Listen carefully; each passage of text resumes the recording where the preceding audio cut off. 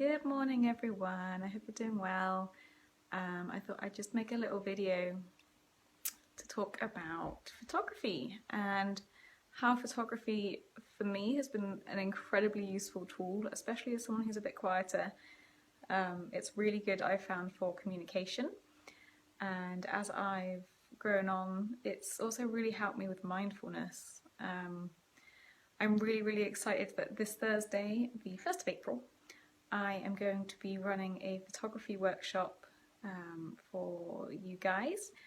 Now, you don't need any special equipment or anything, a camera phone or a little pocket camera, anything you've got is absolutely fine.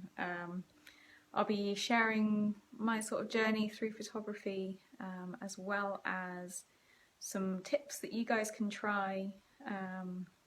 This is also going to be the start of a 6-month course, which will be available on the Quiet Connections website and on the app as well.